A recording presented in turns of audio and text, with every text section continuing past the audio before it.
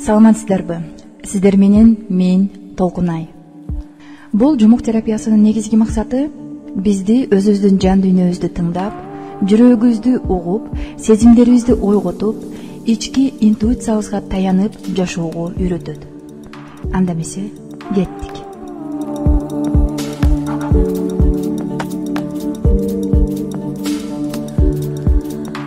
Бул жумук терапиясынын негизги максаты айымдардын эски жашоосунан жаңы жашоосуна карай кадам деп аталат. Же болбосо жүрөгүн уккан, жан дүйнөсүн тыңдаган, каалоосун аткара алган жаңы образыма карай кадам деп аталат. Бул окуя негизи жашоодон алынган.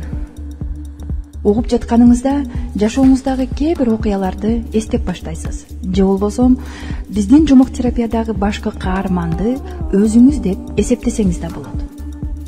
Биздин каарманыбыз баарыбызга эле окшош айым. Көп убакытка чейин иштеген, кыйналган, үй бүлөсү үчүн баарын жасаган айым.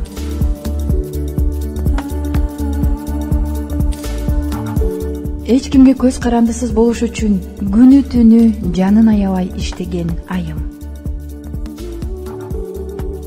Картайганда бактылуу жашаш үчүн баарын жасаган айым. Ошондой эле эркиндикке чыгыш үчүн жашоосун курмандыкка чалган айым. Мына ушул айым бир күнү олтуруп алып ойлонот. Жана ушул кезге чейин бир да жолу жашабаганын түшүнөт. Адамдардын сөздөрүнүн туткунуна айланганын түшүнөт. Ал өзүнүн жалган сезимдеринин, жалган ойлорунун туткунуна түшүп калганын билет. Чеги жок керексиз ойлорунун туткунуна түшүп калганын сезгенден кийин ушунчалык кейип, кыйналып ыйлайт. Ошентсе дагы көпкө чейин ойлонот. Акыркы учурларда интернетте олтурганды адат кылып алган эле. Керели кечке окшош күндөр, аткарган жумушу да окшош, чөйрөсүндөгү адамдар да окшош. Чеги жок ойлор, аягы бүтпөгөн ойлор, ойлор, дагы деле ойлор. Аягы жок ойлор. Кала берсе түшүнүксүз ар кандай сезимдерге кабылып жатты. Мындайча айтканда, бирде ысып кетет, бирде үшүп кетет. Бирде өзүн жакшы сезип турса, бирде тынчтанып, кайрадан бактылуу болуп калат. А бирде болсо коркуп, ачууланып, кээде жан дүйнөсү ооруп, кээде кайгырып, кээде ооруп, ушинтип күн өткөрүп жашап келүүдө. Бир күн олтуруп алып Кудайга кайрылат. Кудайым, качан бүтөт бул кыйынчылыктар?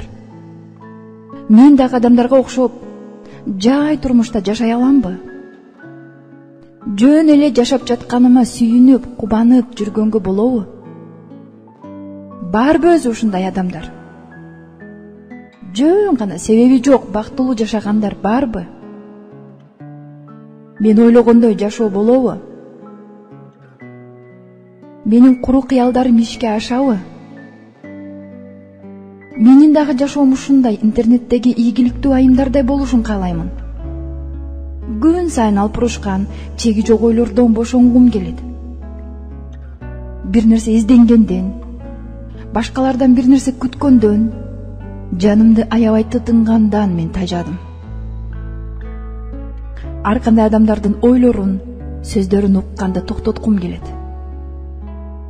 Кайсыл коучтун айтканы туура, кимдин сабагы күчтүү, кайсы психологдун айтканы туура деп изденип салыштыргандан тажадым.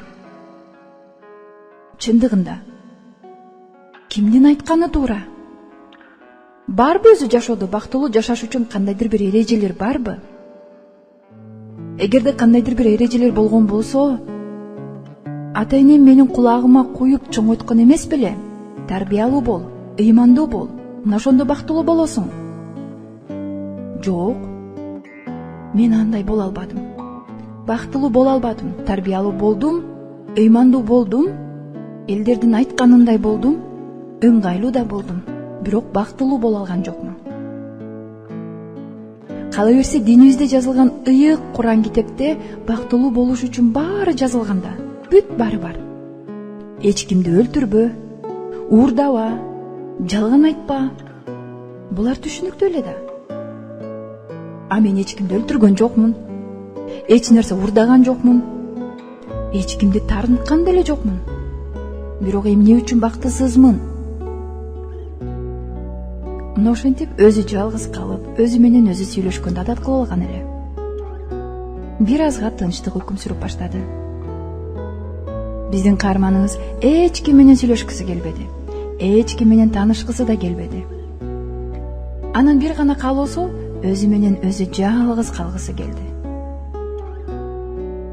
Анткени бүт бардык нерседен тажаган болчу. Кала берсе, ушул кезге чейин жасаган иштери дагы эми кызыктуу болбой калган. Бир убакта биздин каарманыбыз уктап калган. Түшүндө башкача бир элестерди көрдү. Биздин каарманыбыздын жанында эки аял турган. Бир аял оң тарабында, экинчиси сол тарабында. Оң тарабында турган аял бай, ийгиликтүү, билимдүү, бактылуу, жашоодо бардык нерсеге жетишкен, кымбат кийимдерди кийген, өзүнө окшогон айымды көрдү. Ал эми сол тарабында болсо жүдөгөн, баары келип аны капа кылган, ар бир адамдын сөзүн өзүнө алып тарынган, күн сайын ыйлаган, бактысыз аялдын элесин көрдү. Бир убакта кимдир бирөө кулагына сүйлөдү. Танда, бардык өзүңдүн колуңда. Кайсыл аялдын жашоосун тандагың келет, бир гана сенин колуңда. Ошондуктан убагында ойгонгун, ойлонгун, сенин колуңдан келет. Болгону эмгек кылышың керек. Ал үчүн эң биринчи кезекте таарынычтардан арыл, көрө албастыктан бошон, башка адамдардын жашоосун ээрчибе. Анткени сенин жашооң алардыкынан эки эсе кооз. Ошондуктан адамдарды укпастан бир гана жүрөгүңдү ук. Бир убакта биздин каарман чочуп ойгонуп кетти. Ойгонгондон кийин көпкө чейин ойлонду. Бул кандай түш? Эмне деген түш? Бирок ойгонгондон кийин биздин каарманыбыз башкача абалда ойгонду. Өзүнө ишенген, жашоого деген үмүт оту жанган. Бул сабактардын ичиндеги эрежелер анын кыялындагы жашоого жеткирүүгө жол ачып берерин сезип жатты. Кубанычына жетине албай, Кудайга бүгүн кечке ыраазычылык айтып, бактылуу болуп эртеңки күндөгү жашоосун элестетип, күтүүнү баштады.